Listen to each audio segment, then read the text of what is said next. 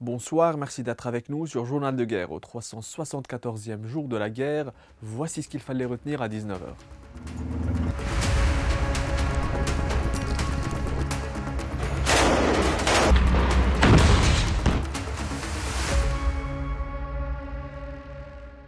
L'intensification des combats entre le Hezbollah et Israël s'est poursuivie sans relâche lundi jusqu'en soirée.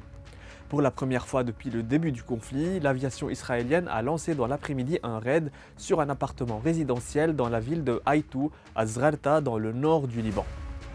Selon des informations préliminaires, la maison visée appartient à Maurice Alaouen et est louée par l'un des correspondants de la chaîne pro-Hezbollah Al-Manar. Selon un bilan préliminaire de la Croix-Rouge libanaise, 22 personnes ont péri alors que 4 autres ont été blessées.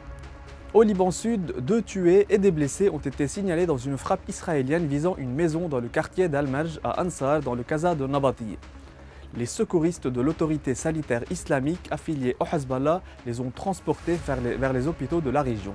Ce raid a entraîné la fermeture de la route menant à l'entrée ouest de la ville et l'équipe du centre des volontaires d'Al-Ansar s'est employée à la rouvrir.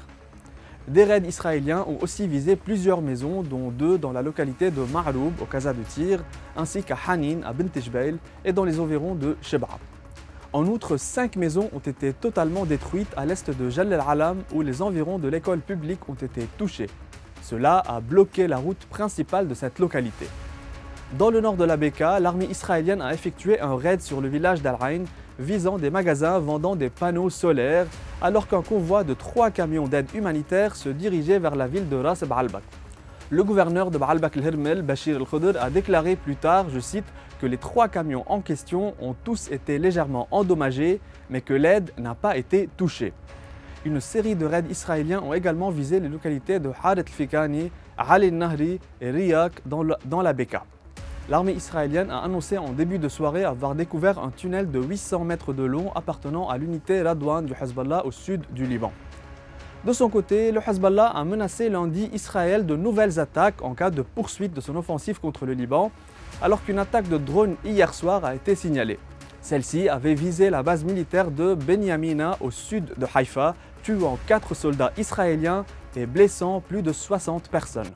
Le chef d'état-major de l'armée israélienne, Herzei Halevi, qui a visité la base, a évoqué, je cite, une attaque douloureuse. Le Hezbollah a affirmé avoir visé au sud du Liban un véhicule israélien de transport de troupes avec un missile guidé y déclenchant un incendie. Plus tôt en matinée, les forces de la formation pro-iranienne avaient tiré des obus sur des troupes israéliennes qui tentaient une infiltration dans le sud du Liban. Le Hezbollah a également annoncé avoir visé une base navale israélienne près de Haïfa, ainsi qu'une caserne près de Natania, localité côtière au nord de Tel Aviv. L'armée israélienne a dit avoir intercepté dans le centre d'Israël des projectiles tirés depuis le Liban, ainsi que 2 drones venant de Syrie. En début de soirée, le Hezbollah a lancé des missiles sol-sol en direction de Tel Aviv. L'armée israélienne a par la suite annoncé avoir ciblé la plateforme qui a lancé des roquettes vers le centre d'Israël. Passons à la situation à Gaza, où les raids israéliens ne connaissent aucun répit. Hadar el-Ballah, le porte-parole de la défense civile, a fait état de 4 morts et de nombreux blessés dans l'enceinte de l'hôpital des martyrs d'Al-Aqsa. L'armée israélienne a dit avoir mené une frappe sur, je cite, un centre de commandement et de contrôle de combattants palestiniens qui se trouvait dans un complexe servant auparavant d'hôpital des martyrs d'Al-Aqsa. Le bâtiment a été ravagé par les incendies. Au moins 15 personnes ont été tuées et des dizaines d'autres blessées dimanche soir dans un bombardement israélien sur une école transformée en refuge pour des déplacés palestiniens dans le camp de Nusayrat, a affirmé la défense civile locale. En dépit des frappes, une nouvelle campagne de vaccination contre la polio a officiellement été lancée lundi dans le centre du territoire enclavé.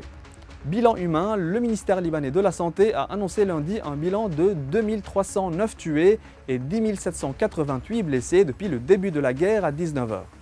Le ministère de la Santé de Gaza a recensé un bilan de 42 289 morts parmi les Palestiniens et 96 684 blessés.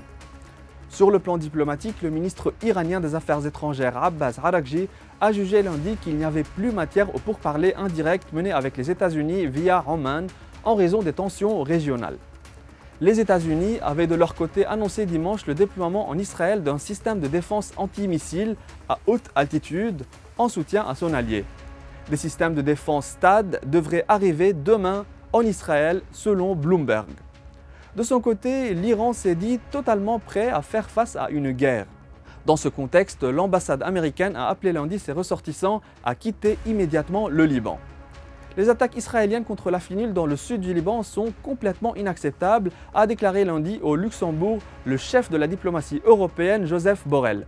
Les 27 membres de l'Union européenne ont condamné les attaques israéliennes contre les casques bleus, réclamant qu'elles cessent immédiatement. L'ONU a de nouveau réclamé un cessez-le-feu pour éviter une guerre régionale majeure. En revanche, le ministre israélien de la Défense Yoav Gallant a déclaré lundi avoir affirmé à son homologue américain Lloyd Austin qu'Israël apportera une réponse forte au Hezbollah après son attaque hier soir contre la base israélienne de Benyamin. C'était tout pour aujourd'hui, merci de nous avoir suivis sur Ici Beyrouth. On se retrouve demain pour un autre tour d'horizon de la situation. D'ici là, vous pouvez suivre toute l'actualité concernant cette guerre sur notre site web www.icibeyrouth.com et sur tous les réseaux sociaux.